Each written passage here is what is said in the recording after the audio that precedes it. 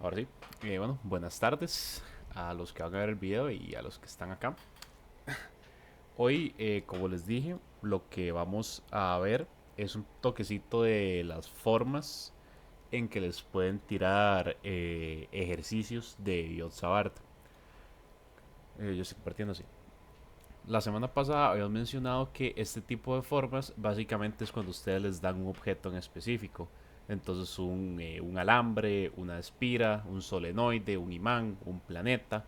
Y que siempre tenemos que tratar de buscar esta igualdad de Biot-Savart para que la fórmula tenga sentido y básicamente poder simplificar nuestro trabajo.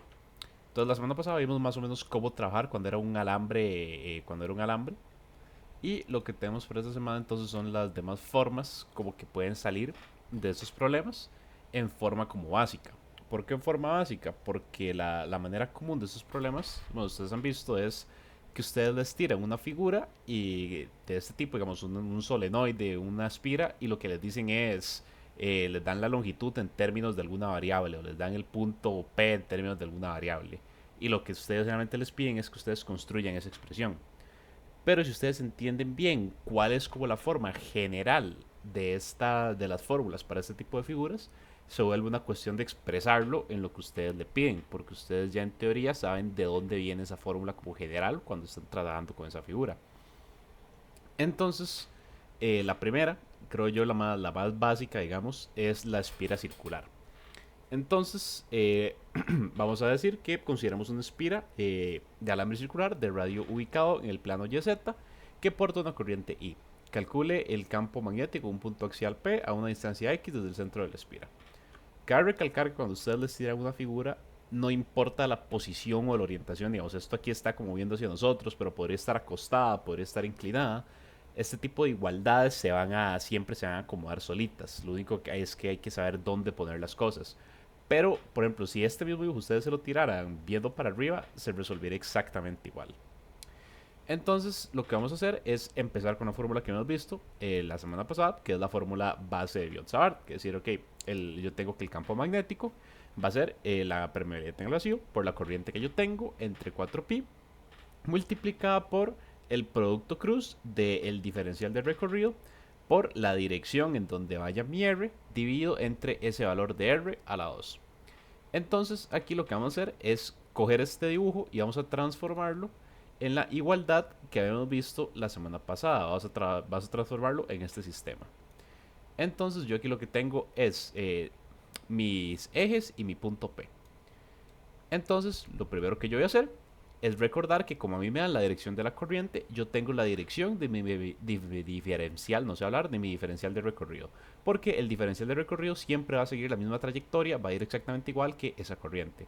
Entonces yo voy a coger un punto aleatorio, un punto infinitamente pequeño, y voy a decir, ok, para aquí va mi diferencial de recorrido, en la misma dirección que tiene mi corriente. Entonces, si ya yo tengo dónde va a ser ese diferencial de recorrido, yo puedo entonces saber dónde va mi R. Porque lo que yo tengo que hacer entonces es unir el R con mi diferencial de recorrido. Entonces yo aquí tengo el valor de R, que sería el valor de la hipotenusa que se formaría en este triángulo. Y también tengo la dirección de R, que va a ser pues del DS hasta el punto P. Y voy a tener el ángulo cita con no creo que esto es teta, sí creo que esto es teta, siempre se me olvida. Voy a tener el ángulo teta con el que voy a trabajar. Y entonces esto me va aquí al reflejar el campo magnético que yo voy a tener. En el punto P voy a tener una componente de campo magnético en X, una componente de campo magnético en Y que está siendo perpendicular y una componente, bueno, el campo magnético propio que va a tener el mismo ángulo teta que estoy teniendo acá. Básicamente lo que estamos haciendo aquí es un reflejo de esta figura. Una vez planteado como esta igualdad de Biot-Savart, yo empiezo a propiamente desarrollar el problema. Empiezo con la fórmula y yo digo, ok, ahora necesito expresar esto en términos que yo conozca. El R a la 2 es muy fácil, porque nosotros ya tenemos este triángulo, como lo dije ahora. Entonces, si ya yo tengo este triángulo, esto es una hipotenusa, yo sé que este cateto va a valer A y esta distancia va a valer X. ¿Por qué? Porque estoy en el eje X, no sé exactamente dónde, entonces yo puedo decir que esta distancia va a valer X, esta distancia va a ser A, porque estamos viendo que es desde el centro hasta donde está el DS, es decir, es un radio, un radio A, y lo que nos va a quedar es la hipotenusa R. Entonces, con eso yo puedo decir, ok, R a la 2 va a ser A a la 2 más X a la 2. Después nos queda el detalle del producto cruz. Pero es que yo este producto cruz no tengo por qué resolverlo y complicarme la existencia. Van a ver que la cualidad que vamos a seguir para este tipo de problemas, la regla de pensamiento es: yo no tengo por qué complicarme la vida haciendo esto. Entonces voy a simplificarlo y voy a tratar de hacer el menos trabajo posible. Literal, esa es la regla que tratamos de hacer aquí. Entre menos trabajo nos podemos quitar de encima y entre más simples podemos hacer las cosas, tiende a ser un indicador de que vamos por buen camino. Entonces yo digo, yo no ocupo hacer este producto cruz, porque yo sé que el producto cruz de dos vectores va a ser igual a la magnitud del primero por la magnitud del segundo entre el seno del ángulo que los une. Entonces yo voy a decir, ok, magnitud de ds, no la conozco, magnitud de r, que al ser un vector unitario va a ser 1, y un ángulo de 90 grados, seno de 90 grados. ¿Por qué seno de 90 grados? Porque yo aquí sé, ¿verdad?, que la corriente y el ds están siguiendo el mismo camino, están yendo para acá. Y yo sé que esta distancia r, por así decirlo, está yendo desde el ángulo y, desde el eje y hasta el eje z, perdón, el eje x. Entonces está yendo de x a z y la corriente está yendo, perdón, lo voy a decir otra vez porque lo dije al revés.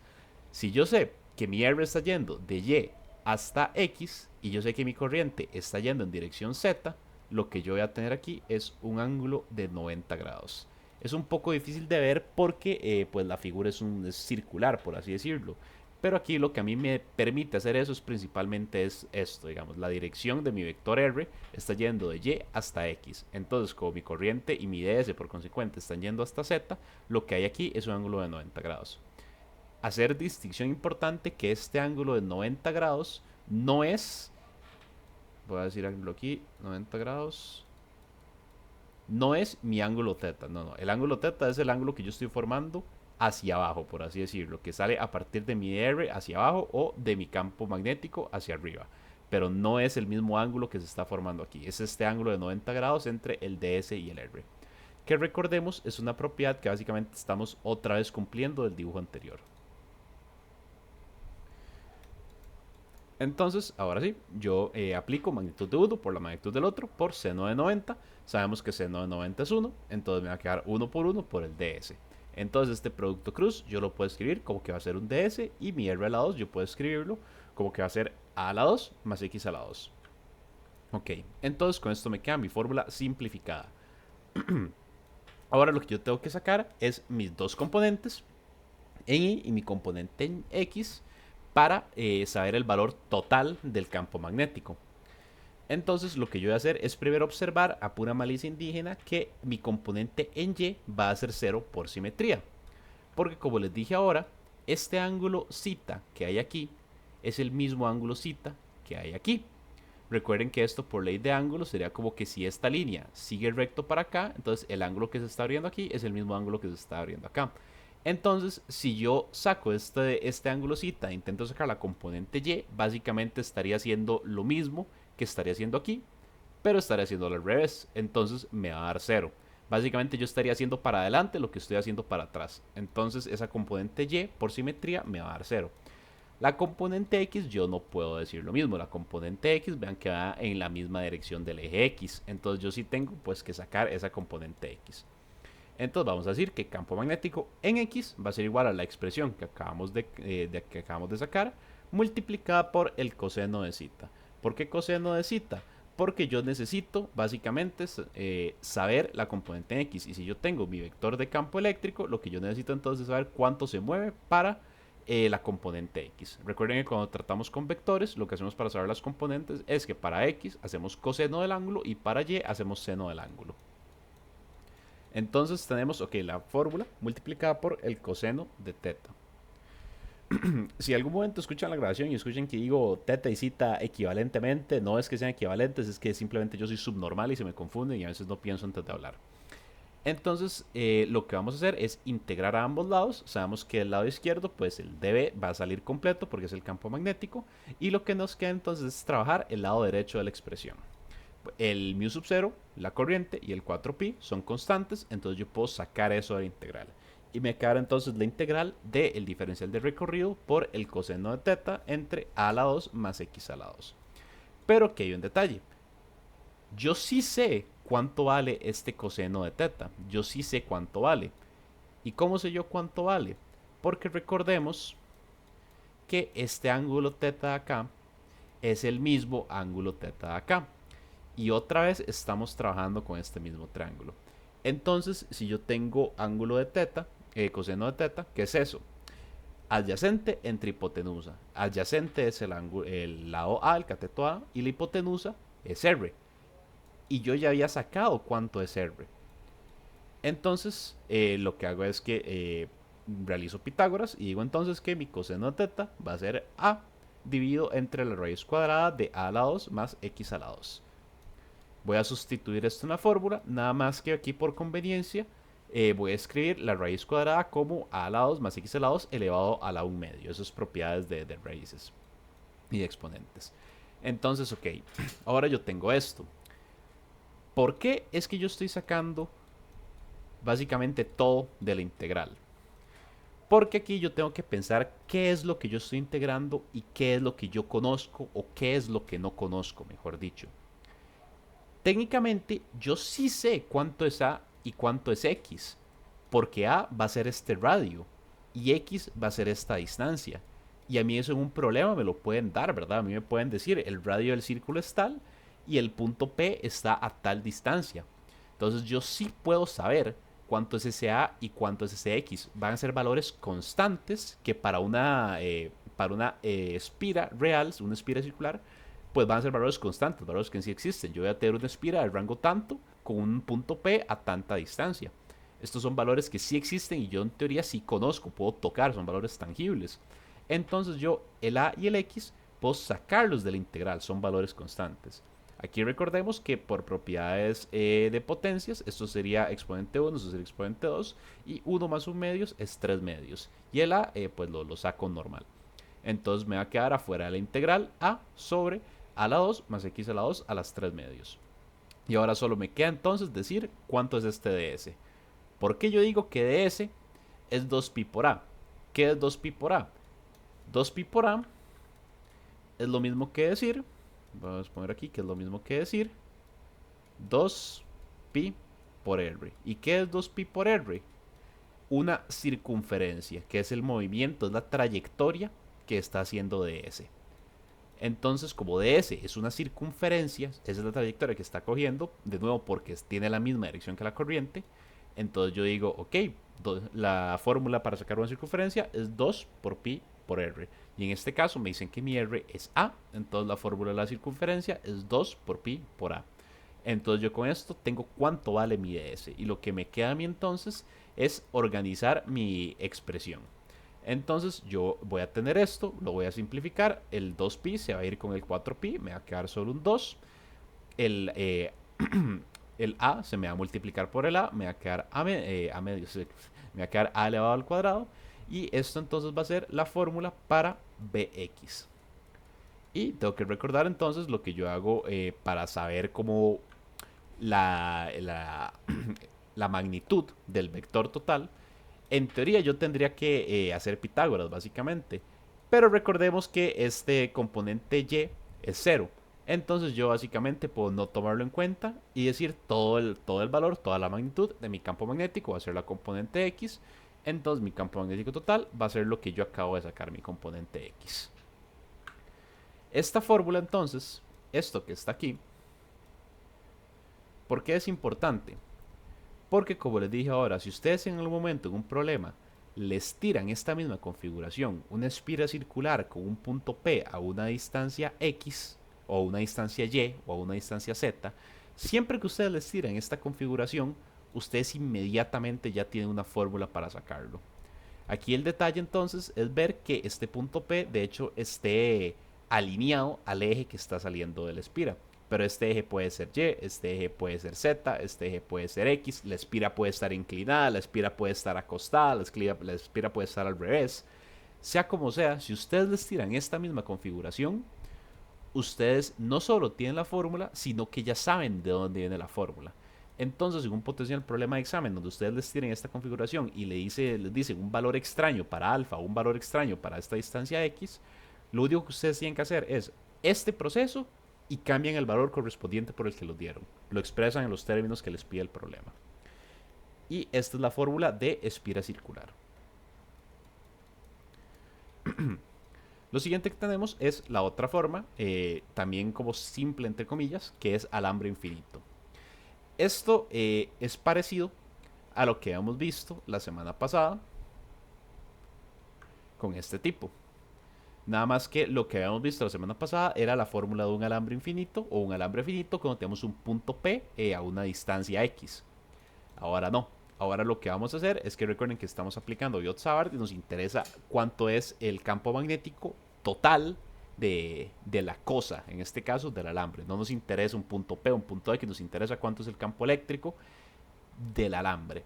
Entonces tenemos un alambre infinito, de menos infinito a más infinito, la corriente va en esta dirección y entonces yo procedo a hacer mi configuración que ya conocemos. Como yo sé para qué lado va la corriente, entonces yo pongo el DS en un punto arbitrario y tiro mi DS exactamente para la misma dirección.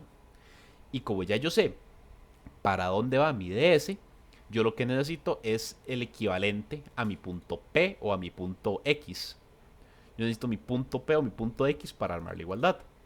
Entonces, yo lo que hago es que voy a poner un punto. Voy a tirar un punto a algún lado. Puedo tirarlo aquí, puedo tirarlo aquí, puedo tirarlo aquí.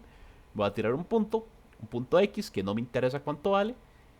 Y de ese punto entonces yo voy a tirar mi vector R con dirección R unitaria. Y entre estos dos, entonces se forma mi ángulo teta.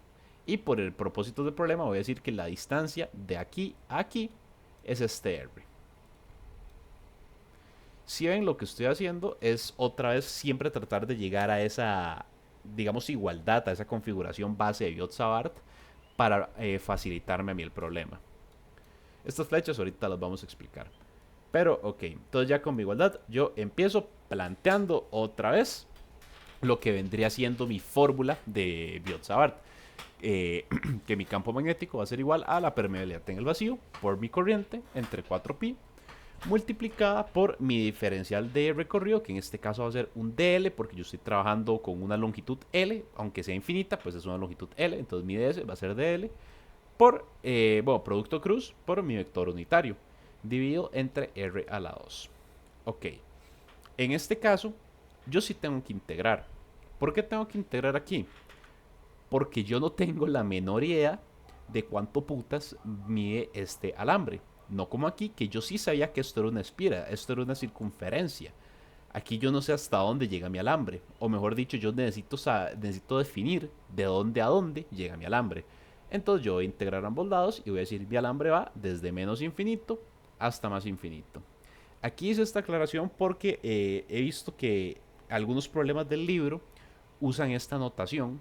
Entonces por si la ven, para que sepan que es lo mismo, si ustedes tienen una integral de menos infinito a infinito, pueden expresarlo como una integral de 0 a infinito multiplicada por 2. Entonces sepan que si ven esto en algún libro, algún problema o algún video, esto es básicamente lo mismo. Son diferentes formas de expresar lo mismo.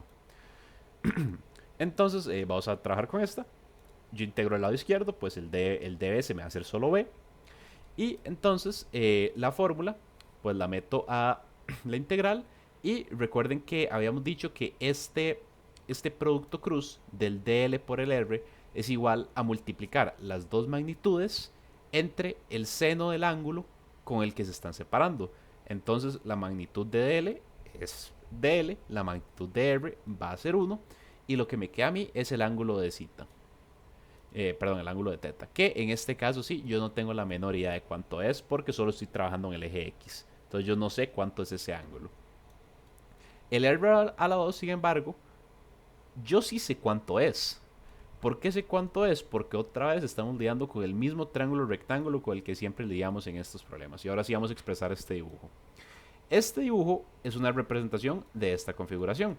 Este ángulo teta es este ángulo teta, el R está aquí, la dirección del R unitario va para acá. Esta es la distancia R que separa estos dos catetos. Y esta es una distancia que yo no conozco, que le voy a llamar L.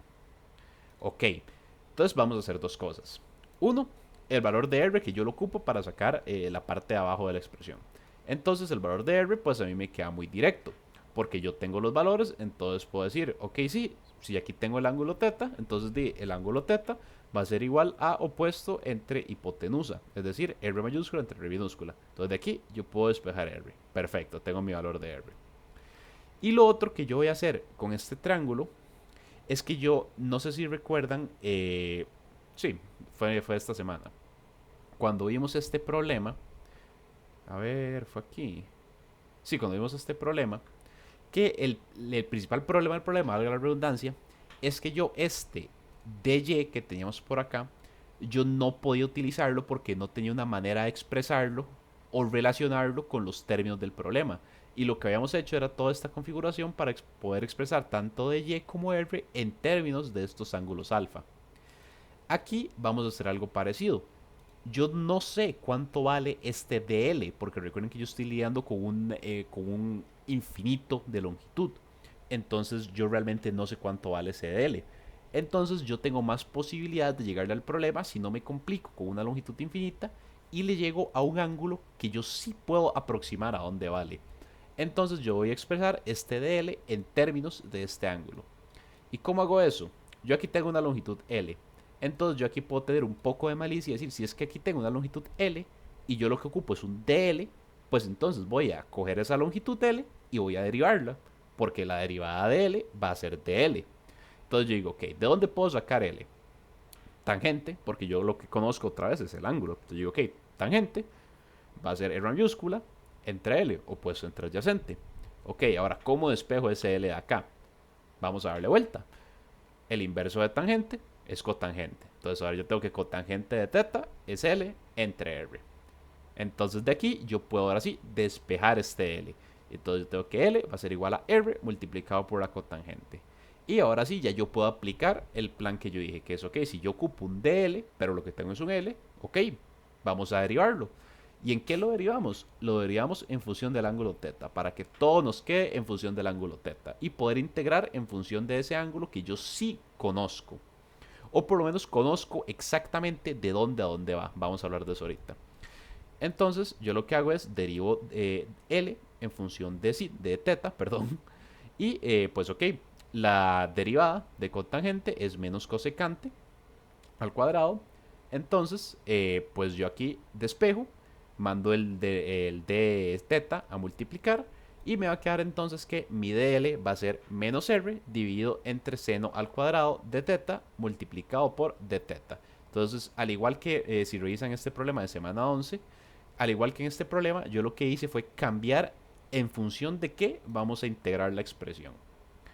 Entonces, ahora sí, estos dos resultados yo voy a sustituirlos en mi integral. Entonces yo sustituyo el r por r mayúscula sobre seno de teta y voy a sustituir este dl por menos r seno al cuadrado de teta multiplicado por d teta. Lo acomodo un toquecillo y me queda esta expresión. Ahora, ¿por qué hay signos de pregunta acá? Porque nosotros, como les acabo de decir, cambiamos en función de qué estamos integrando. Ya nosotros no estamos integrando en función de cuánto vale esa varilla que iba de menos infinito más infinito o de 2 de 0 infinito. Ahora yo estoy integrando en función de d en función del ángulo. Y al igual que el problema que habíamos visto la semana pasada, yo sí puedo decir de dónde a dónde va ese ángulo, que va a ir de 90 hasta 0. Otra vez retomando la semana pasada, fue en este problema que lo hicimos, sí, fue en este problema. En este problema, no sé si recuerdan que yo dije que aquí los límites de este triángulo, los límites de lo que podían ser los ángulos de este triángulo, iban a ser 0 y 90. ¿Por qué yo dije eso? Porque aquí yo tengo un ángulo, aquí yo tengo básicamente una apertura de 180, entonces yo sabía que esto iba a ser 0.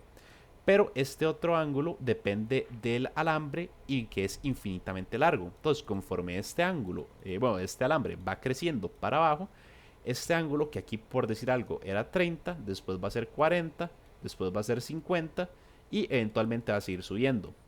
¿Hasta qué sube? Hasta 90.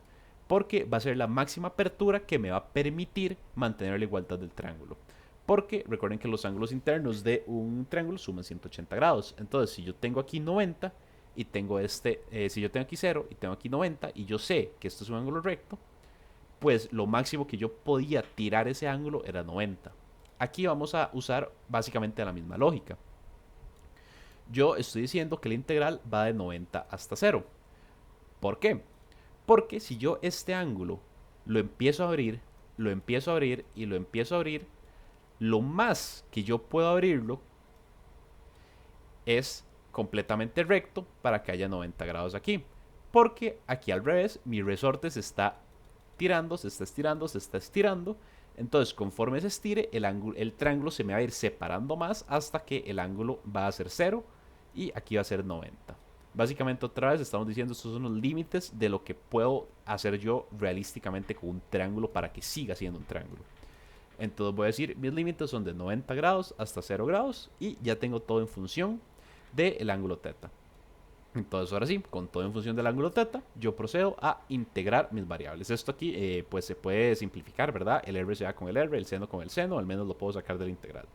Tome en cuenta que aquí tenemos otro indicio de que vamos bien, porque yo estoy pudiendo simplificar muchas cosas y me están quedando expresiones más simples. Es como les dije, aquí entre menos trabajo tengamos que hacer, tiende a ser un indicio de que vamos bien. Entonces ahora sí, esta expresión, yo voy a, procedo a sacar el r y voy a integrar mi seno. Entonces la integral de seno es menos coseno y lo voy a evaluar de 90 hasta 0, que son mis nuevos límites de integración. Entonces vamos a evaluar esto. Recordemos que coseno de 0 es 1, coseno de 90 va a ser 0. Entonces yo voy a tener pues esto multiplicado por 1. Simplifico ya las cositas y me va a quedar entonces que la fórmula para Biot-Savart, para el campo magnético de un alambre, va a ser el mu sub 0 por la corriente multiplicada por 2pi por r. En dirección menos k, esta dirección menos k es por específicamente este problema. Eso es específicamente este problema. Porque recuerde que la corriente está yendo hacia la izquierda. Entonces, si yo alineo mi pulgar con la corriente, en la dirección que yo cierre los dedos va a ir mi campo magnético. Entonces, mi campo magnético va a ir apuntando hacia adentro de la pantalla. Entonces, va a ir en dirección menos k. Entonces, lo único que yo necesitaría para cuando a mí me presenten un problema de este tipo, de un alambre infinito, es plantear mi triángulo de Biot-Savart, plantear mi sistema y decir cuánto es esta distancia r. Eso es todo lo que yo ocupo. Porque la corriente a mí probablemente me la van a dar el enunciado y Biot-Savart es una constante. Y lo único que yo necesito entonces es saber cuánto va a ser este r en el problema que yo tengo. Y pues ya ahí eso es lo que se encargan ustedes de diseñar el problema que les toque en el examen, que probablemente tendrían que hacer un Pitágoras o tendrían que hacer una resta, pero eso es lo que les podría variar en un examen, decir en qué términos iría ese R. Esto entonces, como hemos visto, si esta es la fórmula para cualquier espiral circular, esta va a ser la fórmula para cualquier alambre infinito. Si les tocara un alambre finito, ustedes probablemente podrían saltarse este paso, porque ustedes sí van a tener límites reales de integración. Si van a saber de dónde a dónde va su alambre, entonces sí van a tener un DL en términos reales. Entonces ahí sí lo que ocupan es solo saber el ángulo y pueden integrar con DL. Pero generalmente van a haber alambres infinitos porque son más difíciles. Entonces, ajá. Vamos ahora con la tercera figura. La tercera figura yo diría que es la más común que pone en estos problemas, porque es como a primera vista la que da como más miedillo, diría yo. Y es el solenoide. El detalle es que hay que aprender a no tenerle miedo al solenoide. Hay que tener respeto. El solenoide es básicamente, ustedes cogen un alambre y le dan un montón de vueltas y lo enrollan en un conductor. Eso es un solenoide, es un alambre enredado. Entonces para el solenoide nos van a introducir un par de variables. Cuando nos dicen en problemas del solenoide un valor de L, nos están diciendo la longitud del solenoide. O sea, nos están diciendo la longitud de aquí a aquí, contando, perdón, sin contar las vueltas. Simplemente cuánto mide recto, digamos en X, por decir algo, de aquí a aquí. Eso es diferente a que nos pregunten la longitud del cable. Porque si nos preguntan la longitud del cable, es como si nosotros cogiéramos estas vueltas y las estiráramos otra vez. Entonces, si nos dicen un L, eso es longitud del solenoide. El radio va a ser básicamente todos los alambres están encerrados de la misma manera, están enroscados de la misma manera. Entonces el radio va a ser igual a como ver la cosa de frente y decir cuánto es ese radio del círculo que forma cada uno de los alambres. El n es la cantidad de vueltas, la cantidad de veces, la cantidad de enredos de alambre que hay en el solenoide. El n no tiene unidades. Comúnmente se pone 600 vueltas, pero el n no tiene unidades, es un número. Y la corriente, pues, que va a transitar en una dirección. Biot-Savart de solenoides empieza con una fórmula propia. Y esta fórmula propia, entonces, va a ser que el campo magnético para un solenoide va a ser mu sub 0 multiplicado por el número de vueltas del solenoide dividido entre la longitud del solenoide por la corriente que transita por el solenoide. Entonces, por ejemplo, para este problema nos dicen simplemente determina el campo magnético del siguiente solenoide. Y nosotros tenemos cuánto vale L, cuánto vale R, cuánto vale N y cuánto vale la corriente. Entonces yo llego, meto toda la fórmula y digo, ok, el campo magnético para este solenoide de esta configuración va a ser 40,2 militeslas. Ok, ¿qué pasa si nos la complican un poquito más? Otra vez, nos dan el mismo solenoide, nos especifican para dónde va el campo magnético y nos dicen, determine el número de vueltas sobre el solenoide y la longitud del alambre total. Aquí está, longitud del alambre total es diferente a longitud del solenoide. Vamos a decir, por ejemplo, que si a mí me hablan de L, es esto. Pero si a mí me hablan de longitud total del alambre, sería L mayúscula, por decir algo, que va a ser siempre más grande.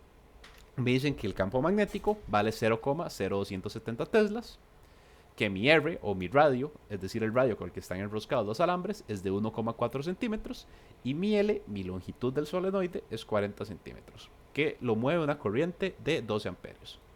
Entonces, para el primer paso, yo puedo sacarlo por pura aritmética. Pongo mi fórmula de solenoide y lo que hago es despejar mi n. Entonces despejo mi n y me va a quedar que el número de vueltas entonces va a ser L por el campo magnético multiplicado por mu sub 0 por la corriente. Entonces yo meto toda la calculadora y esto me va a dar 716 vueltas. Tomen en cuenta que cuando hablamos de vueltas hablamos de números cerrados. Entonces ustedes, generalmente esto le va a dar números cerrados, pero si por ejemplo si usted les diera 717 vueltas, siempre redondeen para arriba. O sea, no se puede dar una media vuelta, no se le puede dar una media vuelta a un alambre. Esto siempre es un número cerrado. Y entonces con mi número de vueltas cerrado, pues yo tengo que sacar ahora la longitud total del alambre. Es decir, o sea, si yo cogiera el alambre, lo desenrosco y lo extiendo. ¿Y cuánto va a ser eso? Entonces, la circunferencia de mi alambre, porque recordemos que está enroscado en un círculo, porque la circunferencia pues, es el perímetro de un círculo, ¿verdad? Entonces, o sea, coger ese perímetro, lo estiro y lo multiplico por la cantidad de veces que daría vueltas. Entonces, yo multiplico básicamente la cantidad de veces que está enroscándose por cuánto vale ese enrosco. Entonces, aquí sí, yo necesito el radio o el diámetro del círculo. Entonces, multiplico 716 por 2pi por mi radio del círculo, siempre en metros. Recuerden que aquí, para que las unidades se cancelen mágicamente, todo tiene que estar en unidades del sistema de medidas. Lo multiplico por mi radio en metros y me da entonces que, ahora sí, mi longitud total del amarre va a ser 62,98 metros de alambre. Vamos a complicarlo ahora todavía un poquito más. Vamos a decir, determine el número de vueltas de un solenoide con longitud de 25 centímetros, diámetro de 10 centímetros, por el que pasa una corriente de 0,3 amperios. Y esta genera un campo de 301,6 microteslas. Adicionalmente, si en el centro del supongo que esto fue el autocorrector, si en el centro del solenoide se encuentra un área anular donde su diámetro interior es de 2 centímetros y su diámetro exterior es de 8 centímetros, calcula el flujo magnético dentro de esa área angular siempre y cuando sea perpendicular a ese solenoide. Esto es mucha hablada, entonces vamos a tomarlo por partes. Parte 1. Yo tengo mi solenoide. Yo sé que de aquí a aquí, entonces va a ser L. A mí me dieron la corriente que transita este solenoide. Me dieron el campo magnético. Y me dicen que cada uno de esos alambres tiene un radio de 10 centímetros. Es decir, un diámetro de 10 centímetros, o sea, un radio de 5. Entonces, yo empiezo, igual que hicimos el problema pasado, con la fórmula de campo magnético. Y de aquí despejo mi número de vueltas. Tengo 200 vueltas. Ok, paso 1, listo. Ahora, paso 2. ¿A qué se refieren con un área angular? Como les dije, todos los alambres están enroscados, enrollados en un círculo, valga la redundancia. Entonces, si yo tengo un círculo y me dicen que hay un área anular, básicamente me están diciendo que en lugar de un círculo yo lo que tengo es un anillo, tengo una figura. O sea, este alambre es muy grueso y se está formando una figura. Entonces, básicamente, este hueco que quedaría en el medio es lo que yo estoy usando para enrollar. Sería como decir, yo estoy enrollando el alambre en una varilla. Y este hueco que está quedando en el medio es el hueco del anillo donde estaría la varilla. Entonces me están diciendo que usted tiene un área angular y esa área angular dice el hueco que queda, el chiquitito, tiene un diámetro de 2 centímetros y el hueco grande del área angular tiene un diámetro de 8 centímetros. Ok, yo voy a dibujar esto, porque la segunda parte del problema, vean que me dicen calcule el flujo magnético cuando esa área sea perpendicular al eje del solenoide. ¿Para dónde va el eje del solenoide? Primero que todo, tiene la misma dirección que la corriente. Entonces, es decir, ese eje del solenoide va a pasar completamente recto. Las líneas azules yo las puse aquí representando el campo magnético. Vamos a hacer la inscripción aquí para que no se me olvide. Las líneas azules vamos a decir que es el campo magnético. Y este dibujito rojo entonces sería mi área angular.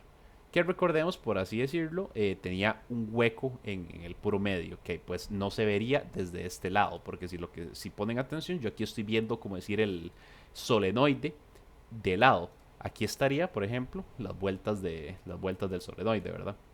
Entonces yo lo que estoy haciendo aquí es ver mi solenoide de lado y ver mi área transversal. Me falta esto, ok.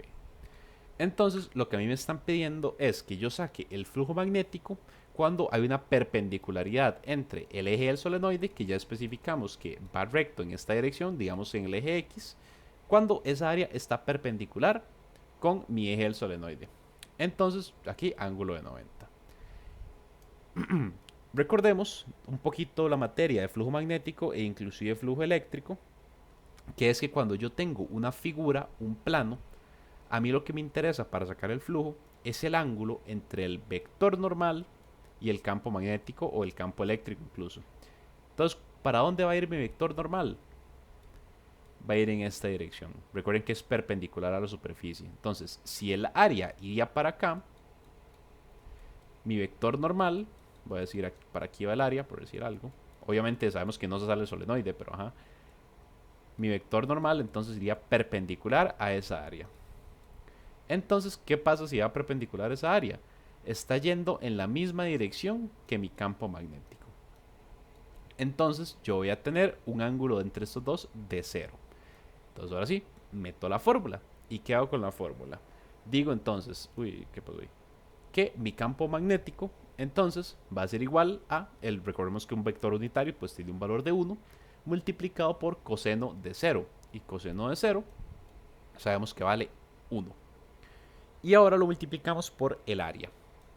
Pero es que yo realmente no sé cuánto es esa área, por lo menos no numéricamente. Pero yo sí sé, utilizando un poco de matemática, que si yo al área grande le quito el área pequeña, pues voy a tener lo que queda. Entonces eso es lo que yo voy a hacer aquí. Voy a decir, el área total de esta área angular que me interesa va a ser coger el diámetro grande y restarle el diámetro pequeño. O el área que da el diámetro grande por menos el área que da el diámetro pequeño. Entonces ahora sí, campo magnético ahí me lo dan. Saco pi cuartos a factor común. Y recordemos que el área del diámetro externo estaba por 8 centímetros y el diámetro interno estaba por 2 centímetros. Paso todo a metros. Y ahora sí, multiplico todo. Entonces me da que mi flujo eléctrico va a ser 1,42 microwebers. Recordemos que campo magnético es una excepción grande a la regla. Campo magnético tiene su propia unidad. Campo magnético es webers. Y para que se les cancele webers mágicamente, todo tiene que estar en unidades del sistema de medidas. Entonces, el campo magnético tiene que estar en teslas, los radios tienen que estar en metros, todo tiene que estar en unidades de medidas para que ustedes puedan justificar que les da teslas. Porque si ustedes meten esto en centímetros y les da un resultado diferente y lo ponen en webers, eso está malo. Deme un toquecito para tomar agua.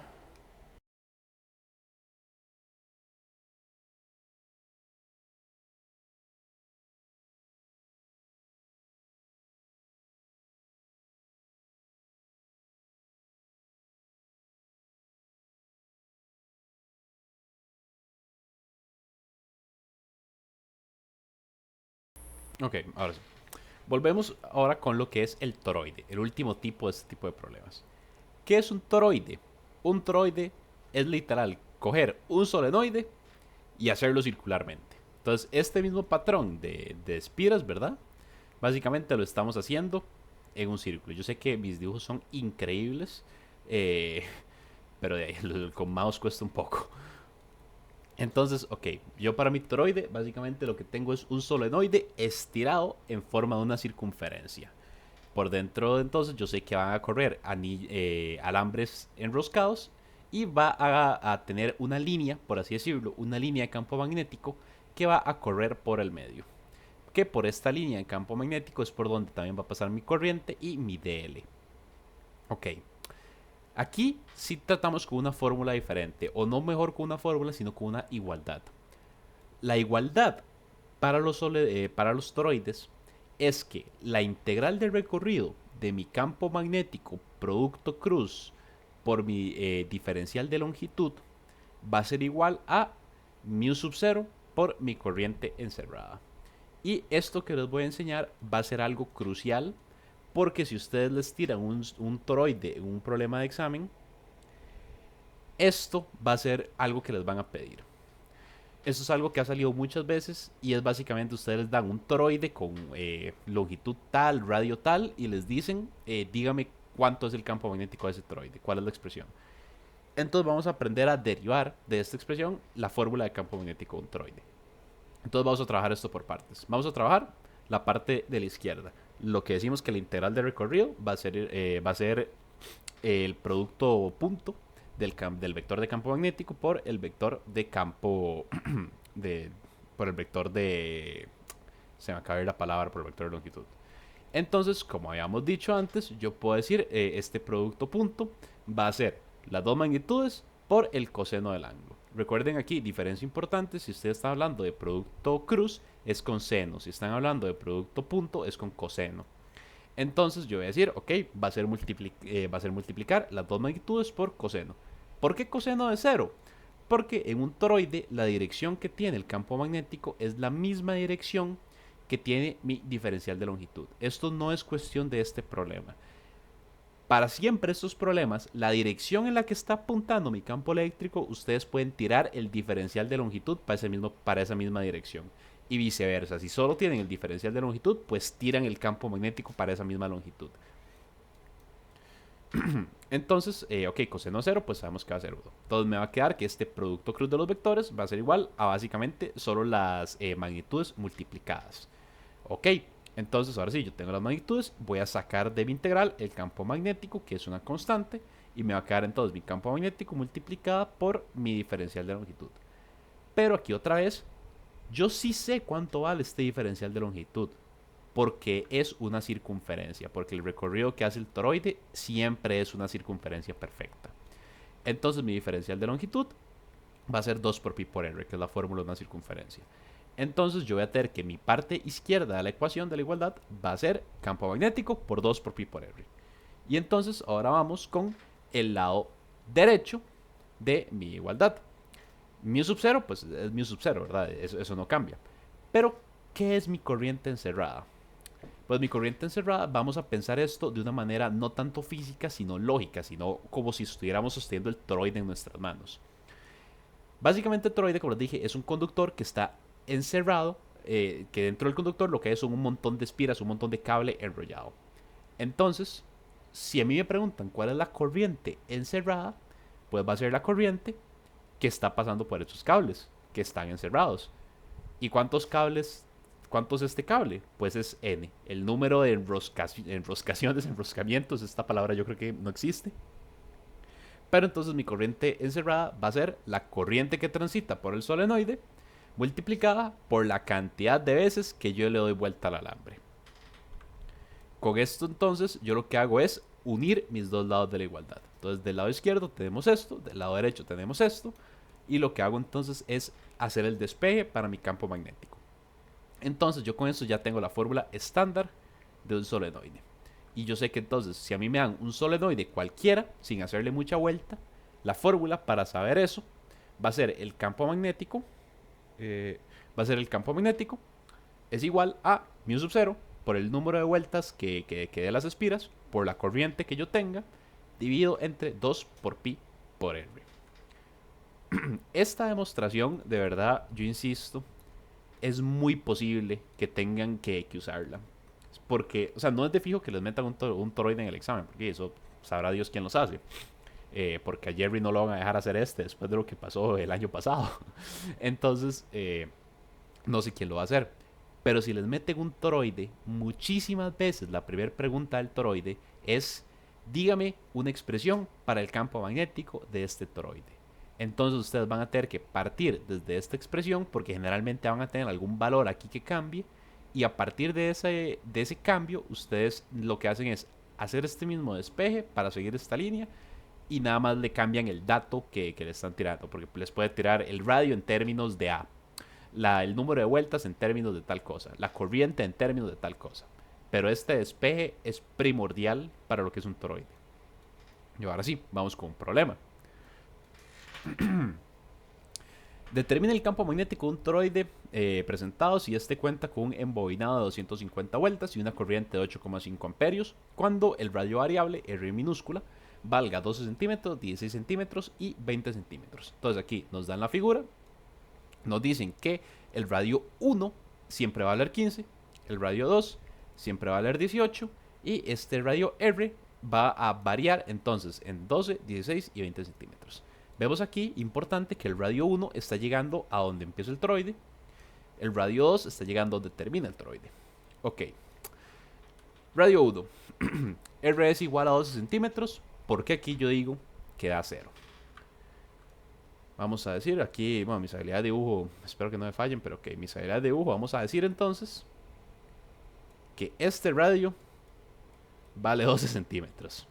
Ok, entonces aquí está el R. Aquí planteamos la igualdad del toroide. Vamos a decir entonces que del lado izquierdo mi campo magnético va a ser igual a campo magnético por mi diferencial de longitud, va a ser igual a multiplicar mu sub 0 por la corriente encerrada. Pero aquí en este radio de 12 centímetros que yo planteé, no hay corriente encerrada, ¿verdad? Porque no estoy llegando al toroide, esto es espacio vacío, esto es espacio vacío. Entonces, como yo no estoy llegando al toroide, yo no tengo una corriente encerrada, porque no tengo una corriente del todo. Mi corriente es 0. Y ahora, ok, mi corriente es 0. Entonces, ¿qué significa que mi corriente es 0? Que algún término de este lado tiene que ser 0 para que la igualdad se me cumpla. Por 0 por 0, 0, ¿verdad? Pero yo aquí no puedo decir que mi diferencial de longitud es 0. Porque pues el toroide existe, es un objeto físico. Este diferencial de longitud es una circunferencia, tiene un valor. Va a ser, a ver, ¿cuánto dijimos que había hecho? 12 centímetros, ok. Entonces 12 por 2 por pi.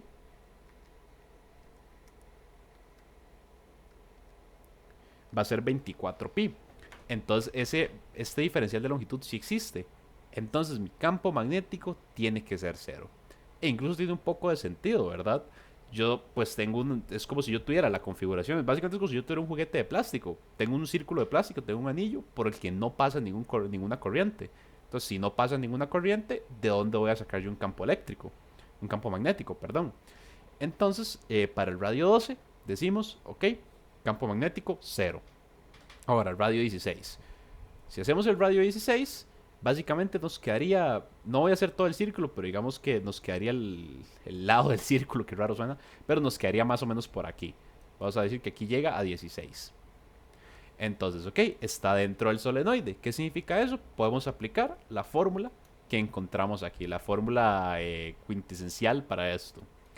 Entonces decimos, ok, corriente del solenoide es igual a la constante mu sub 0 por el número de vueltas, que me dijeron que era 250, por la corriente, 8,5 amperios, dividido entre 2pi por 0,16 metros. Esto es igual entonces a 200,66 militeslas. Recuerden otra vez, para que la magia del sistema de unidades funcione y esto les pueda dar en teslas, la corriente tiene que estar en amperios, la longitud tiene que estar en metros, todo tiene que estar en las unidades base. Ok, vamos con ahora el último caso. Radio vale 20 centímetros. Si el radio vale 20 centímetros, entonces básicamente sería como que nos están diciendo un círculo objetivamente perfecto, yo sé. Nos están diciendo básicamente que este R está llegando hasta aquí y aquí vale 20 centímetros de radio. Ok. Aquí podemos decir que es cero, pero no por lo mismo. Digamos, si ustedes les pusieran este ejercicio en un examen, va a ser cero, pero la justificación no es la misma. Básicamente la corriente va a ser cero porque al estar fuera del solenoide ya pasamos por donde está la corriente y pasa algo similar a cuando hacíamos campo eléctrico dentro de esferas. Y cuando estábamos haciendo el campo magnético en el punto más largo de la esfera, estábamos tomando todas las cargas. Entonces lo que vamos a estar aquí tomando son todas las corrientes. Y ven que estas corrientes pues están enroscadas. ¿Qué significa esto? Que hay corrientes que están entrando y hay corrientes que están saliendo. En todo este lado, corriente entra, corriente sale, corriente sale, corriente entra, porque la cosa está enrollada. Entonces, como hay corrientes que entran y salen, mi corriente, uy Dios, esto, uy, tengo que ahorrar esto, ay, diablo. Entonces, mi corriente encerrada va a ser la resta de toda la corriente que entra menos toda la corriente que sale. ¿Y qué va a hacer eso? Cero. Entonces, ahora sí, ya con esa justificación, yo sé que la corriente va a ser cero y volvemos a lo mismo. Para que la corriente sea cero, yo necesito que algo del lado derecho sea cero, ¿verdad? Entonces, pues otra vez, yo sé que mi circunferencia existe porque yo tengo un valor de radio y ese radio es 20. Entonces mi circunferencia va a ser 40pi. Entonces mi campo magnético tiene que ser cero. Volvemos a lo mismo. Todos los toroides se van a resolver de la misma manera. Lo que van a cambiar son los valores que ustedes les van a decir para tirar la fórmula. Porque esos problemas siempre son la misma vara. Esos problemas siempre son, toma una figura, para el siguiente solenoide con radio tal y corriente tal, determine la expresión cuando el radio vale tanto. Siempre son los mismos problemas. Entonces lo que ustedes tienen que saber es de dónde viene la fórmula para cada una de estas formas.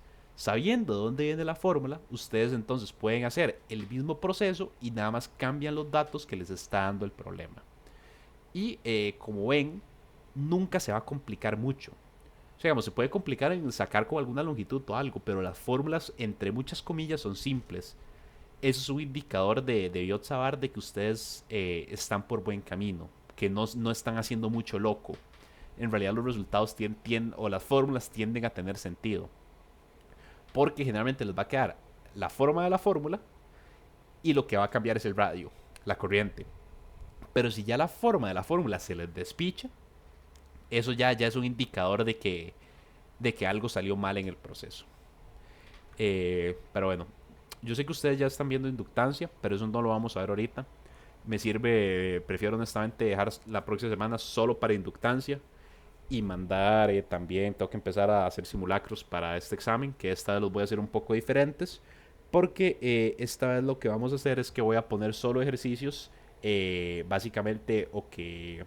Básicamente yo le voy a enseñar los ejercicios a Jerry y me va a dar permiso si puedo ponerlos o no. Porque no voy a poner ningún ejercicio que haya salido en exámenes viejos. Porque muchos son unos cabrones y lo que hacen es que... Más, yo me doy cuenta por las preguntas que algunos me hacían. No todos, obviamente. Pero algunos básicamente lo que hacían era coger la solución del examen, la tiraban en ChatGPT cuando no entendían algo y me preguntaban a mí por qué, de dónde salía un número, de dónde salía tal cosa. Y la pregunta estaba como incompleta. Entonces ya era como que sabían de por dónde venía la vara y nada más no entendían la justificación. Entonces lo que vamos a hacer Jerry y yo es que los simulacros de este examen, solo voy a hacer dos porque si no me voy a volver loco, van a ser problemas nuevos. Entonces van a ser ejercicios no con tanta hablada, sino ejercicios propiamente de Biot-Savart, inductancia y circuitos que no han salido de exámenes viejos. Y si han salido de exámenes viejos, va a ser un examen así como de 1963 que me encuentre. Pero para que sepan qué esperar. También no sé si vieron que ya los más de DATIC arreglaron, entre comillas, arreglaron la nube del TEC. Entonces otra vez ya les voy a subir los ejercicios que les debo de los demás temas para que tengan todo ahí juntito. Voy a parar la grabación acá.